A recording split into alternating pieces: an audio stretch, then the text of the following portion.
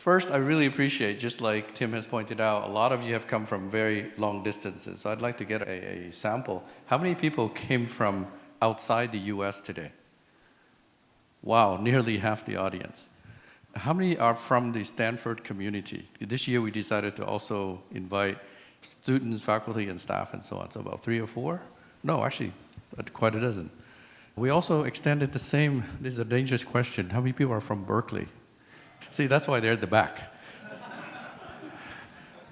The thing is, you're here at the invitation of the dean, Sujay King Liu, who's a classmate of mine. And as you probably know, her PhD is from Stanford.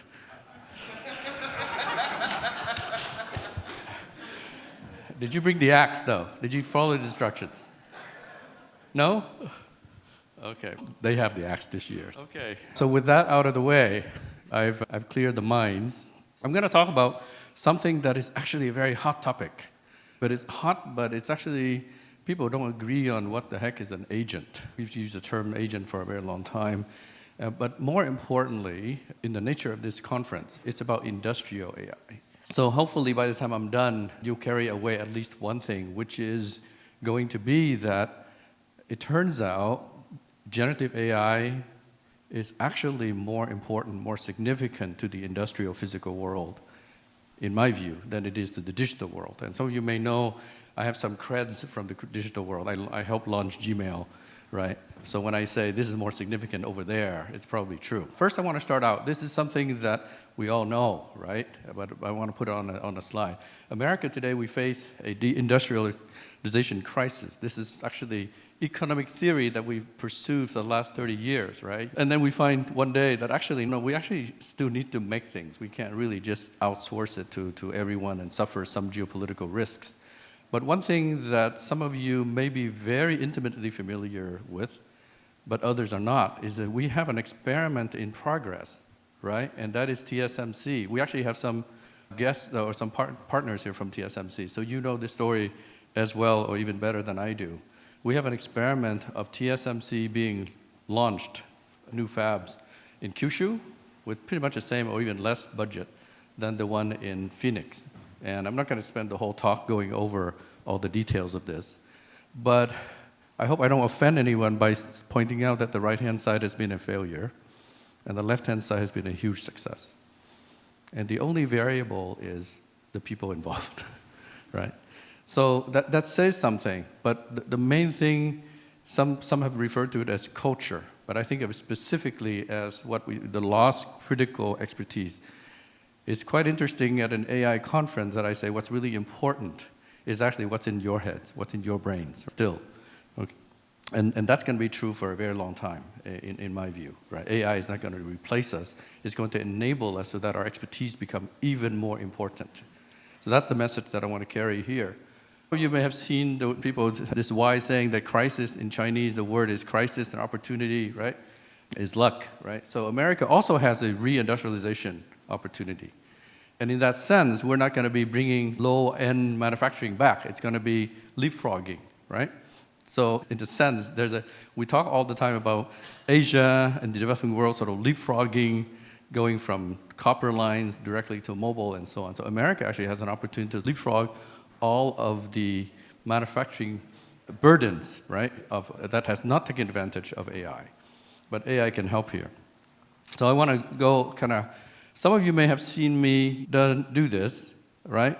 And you look at the screen, what it is a survey that essentially measures technology optimism, right? Some of you may have heard the term tech bros here in Silicon Valley are usually techno-optimists, right? But technology optimism is a thing, right? And I think it's a good thing. And it's no surprise, I think. I decided to take this data of this survey and I plotted versus country. And so you can, GDP per capita. And it turns out first there's a strong correlation, right?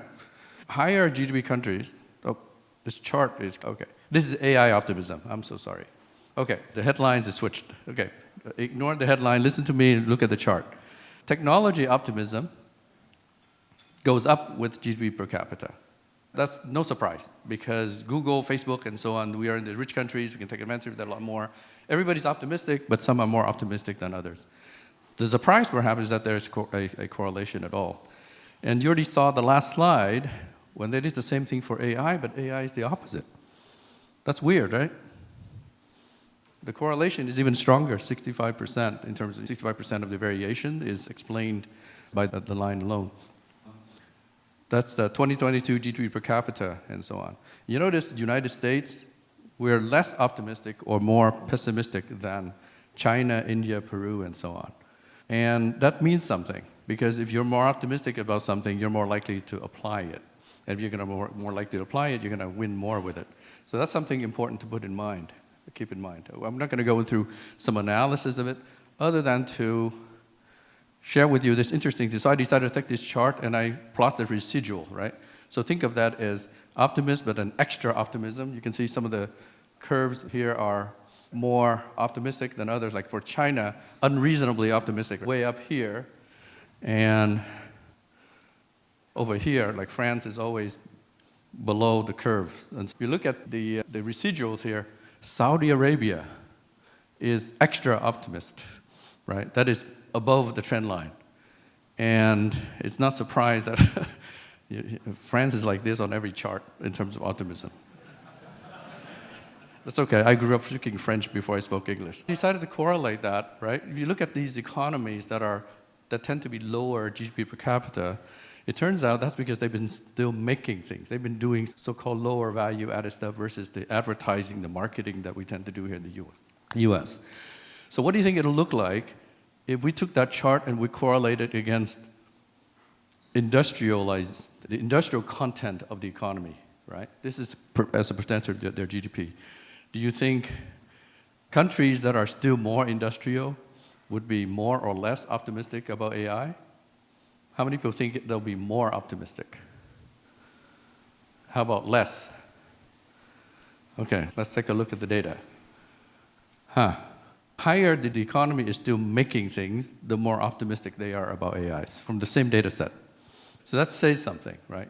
That says that Vietnam, Japan, China is going to be more optimistic and therefore more likely to adopt Gen AI than we here in the US. And in fact, how many people have seen some of the recent data where they survey businesses? Like how many, is your business already adopting some kind of Gen AI in your day-to-day workflow?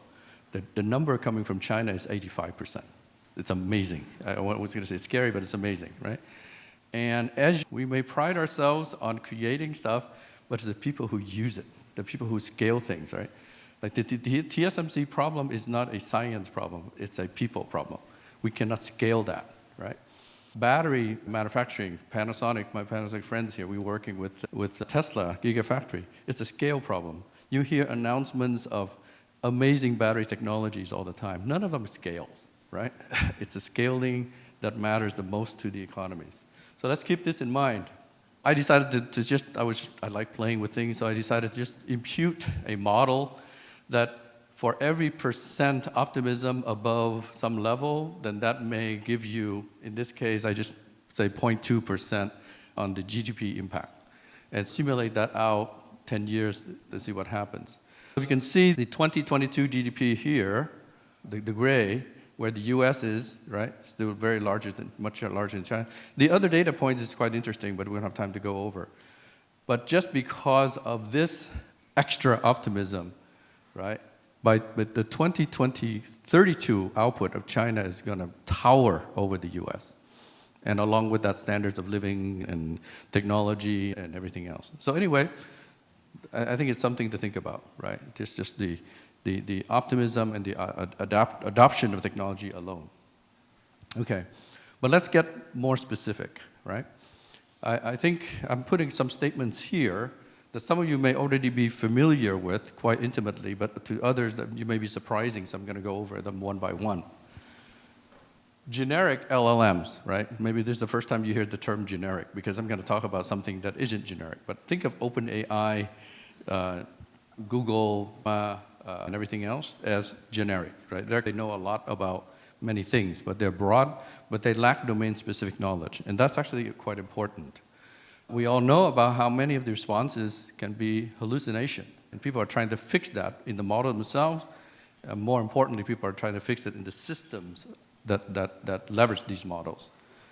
And something that people are starting to think about more, particularly, again, in the industrial applications, is that the very probabilistic nature of these LLMs are actually quite undesirable, right? You can run these academic tests in your paper and say, wow, accuracy 90% and so on.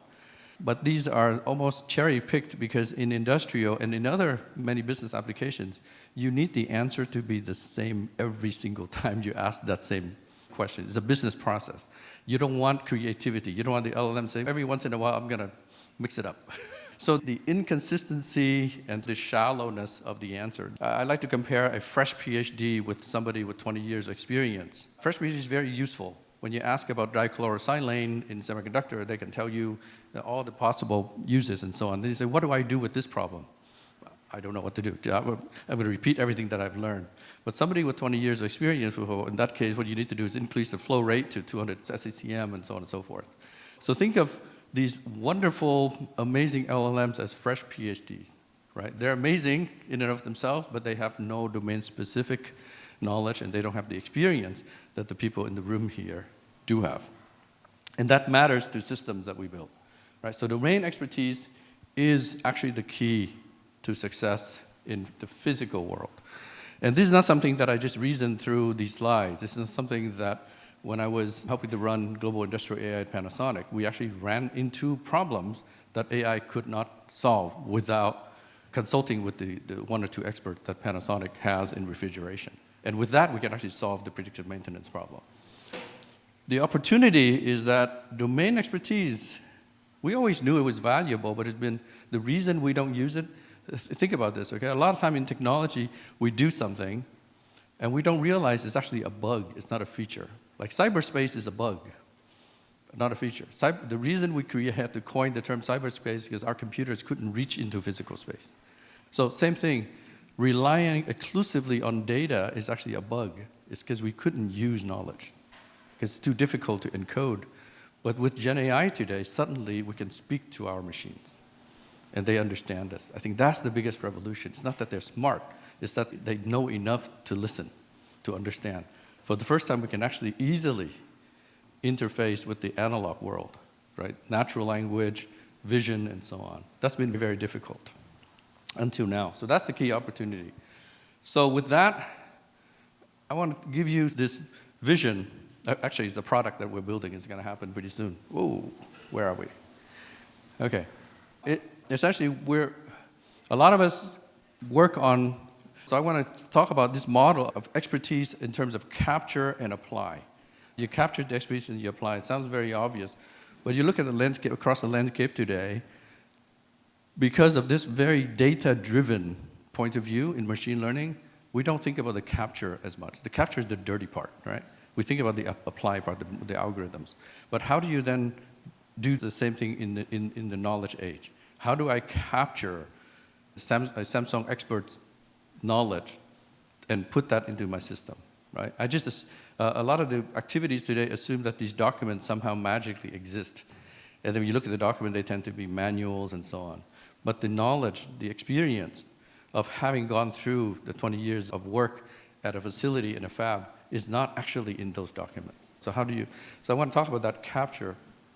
So think about this as a fault diagnosis AI system. This is actually a real use case that we're working on, right? But the first step has to be capturing the knowledge of somebody who is actually about to retire. And I'm not saying that figuratively, I'm saying that actually. There's somebody in the audience here that's involved in this project. So let's start talking. Okay, go to the next step.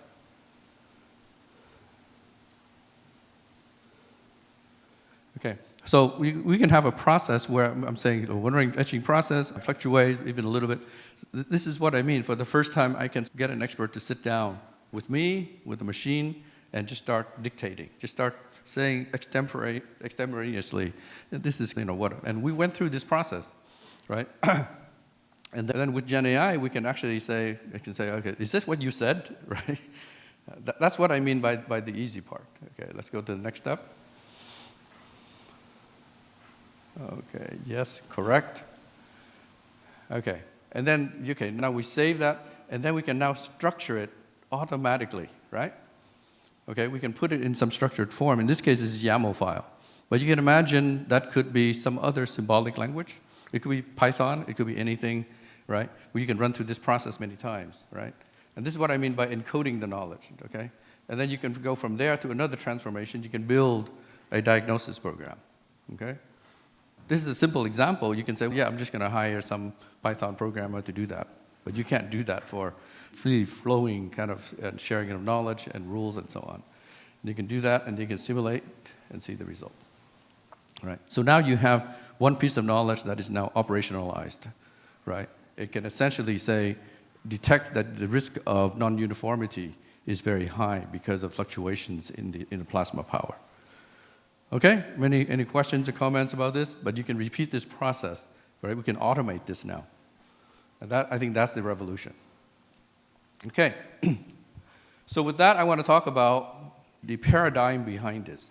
So the way you can think about this is that, remember earlier I referred to the term generic model, right? Those are models that know a lot, but not specifically about my process. It's not it's dumb.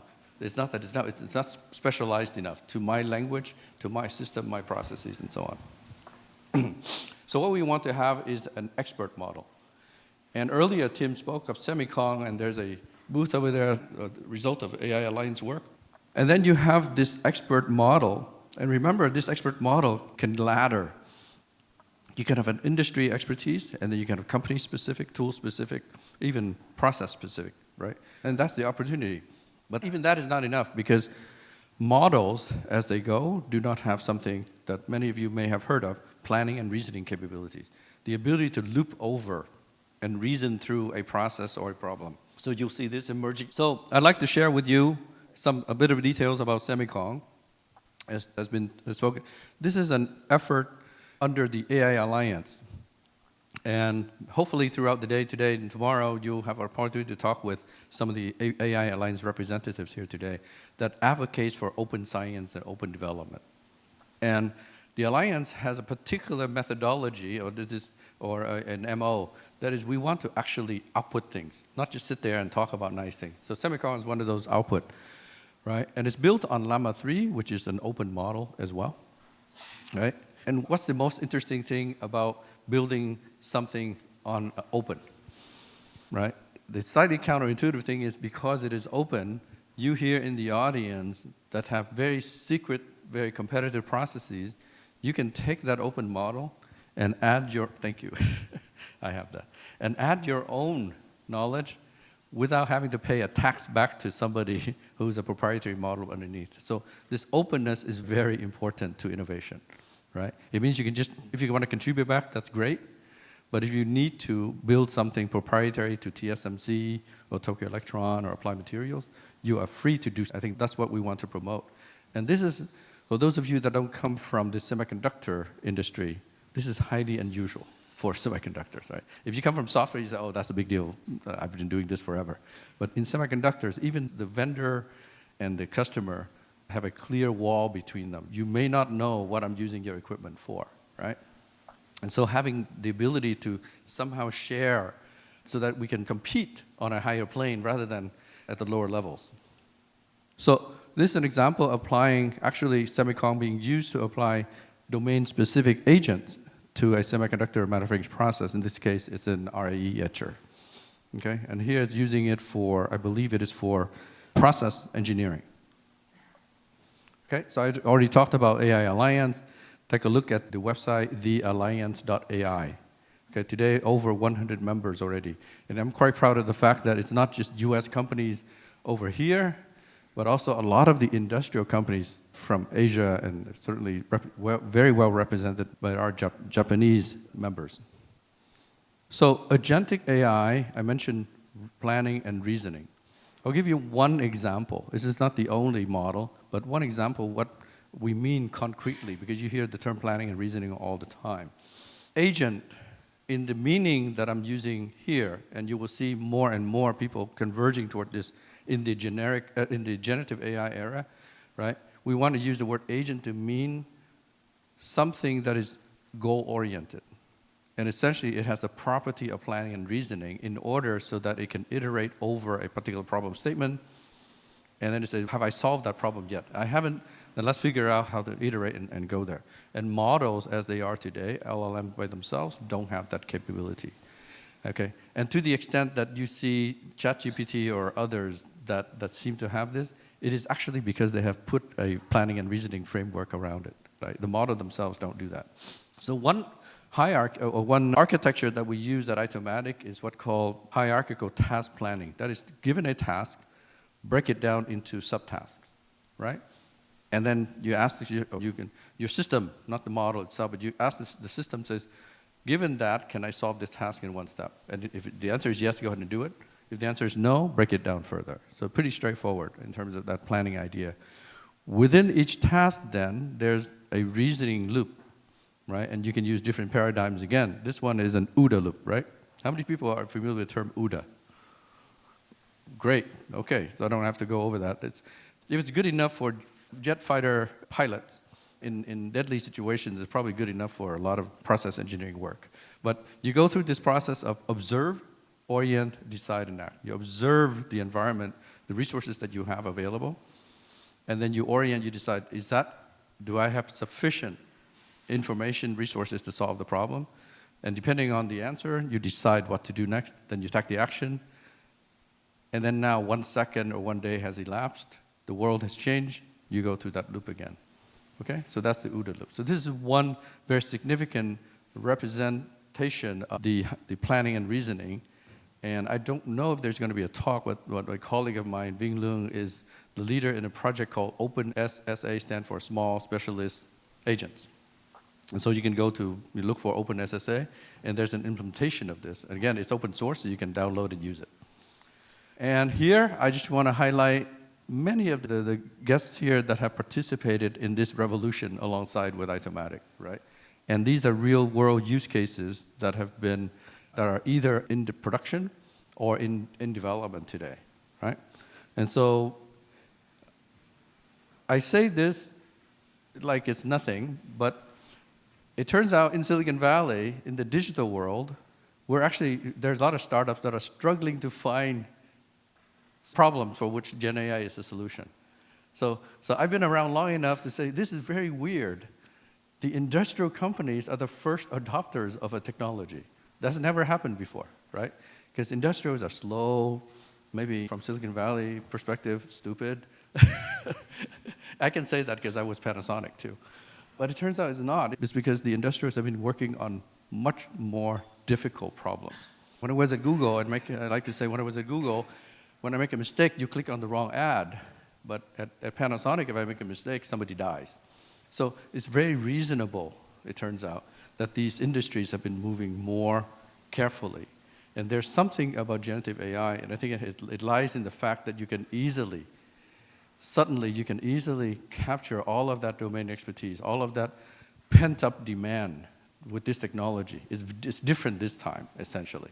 And that's why the industrial world, I believe, will leap ahead in terms of the adoption of generative AI. Okay?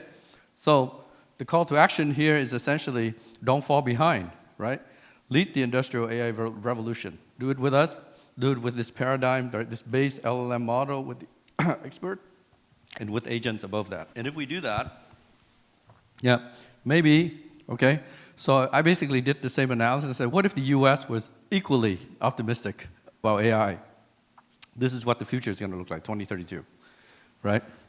Okay, so essentially that's the additional GDP growth that comes from AI-adjusted delta alone.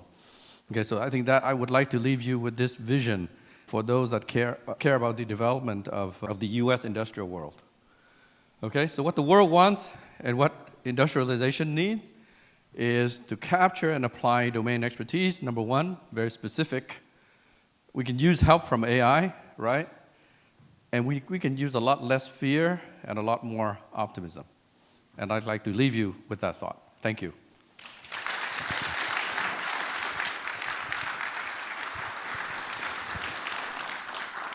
Thank you, Dr. Wen, for the insightful talk on AI optimism across the globe and the French's pessimism, specifically, sir. Definitely a takeaway for me. But before we let you go, we'd like to see those in the audience if you have any questions for Dr. Wen. Why are domain-specific LLMs not sufficient? Why do we need to combine them with agentic AI? Oh, okay. I'm sure everyone heard the question. Quite simply, it's because LLMs or models in general don't have planning and reasoning. More generally, you think about models as one-pass things, right? There's an input, there's process, and there's output. That model, that paradigm alone tells you that it cannot solve problems. You still need something outside of that loop to say, okay, given that now the world has changed, what do I do about it? There has to be a recurrent loop coming back. And that loop is the planning and reasoning loop. Now, if you build a system that has that built in, then that system can do the planning and reasoning. But LLMs, as they are built today, don't have that loop.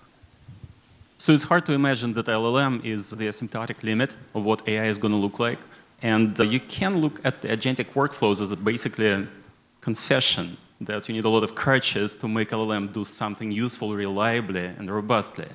So what do you think is going to be the next step after LLM, post-LLM, if you will, post-agentic LLM even? That's actually a very sophisticated question, so let me try to frame it in the way that I understand it. In other words, all of this coding that does the planning and reasoning outside of the model, that seemed like a crutch, right? Because with these LLMs or with these models, it's magic. We just feed a bunch of data into it and intelligence emerges. It doesn't feel good to add this extra layer into it. Let me accommodate that first, and then let me deconstruct it later. So the way I accommodate it is that, in fact, if you think about the architecture, inherently, it's what I just said, it doesn't have recurrence, right? And recurrence is what gives, there's recurrence in our own brain.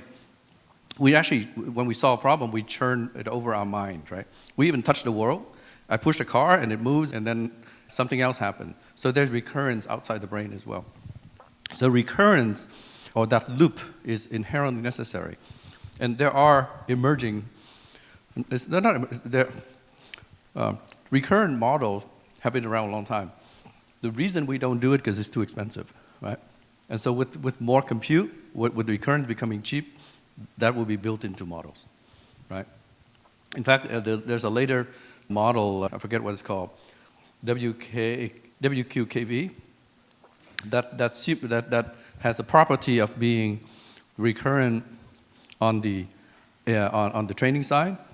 Sorry, it's using more transformer parallelization on the training side and recurrence on the inference side, and doing it in such a clever way that the weights are the same.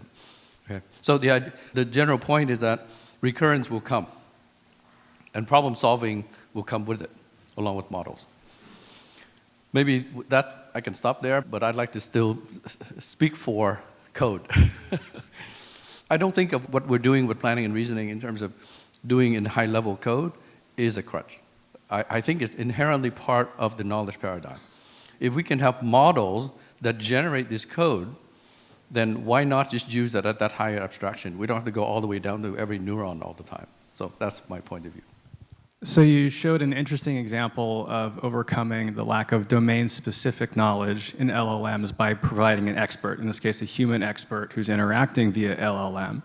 One of the challenges and one of the problems I'd be curious to hear your thoughts on how to overcome is that sometimes these experts will come to different conclusions. So two experts may have disagreeing opinions, or even if they have the same conclusion, it may be wrong. And how do you overcome that problem when testing this requires actually interacting with a physical system, which is expensive and has a very long time scale?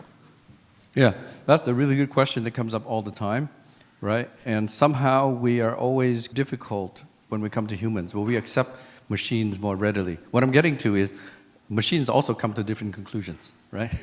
But we don't worry about that. The reason is we tend to think of them as much more deterministic.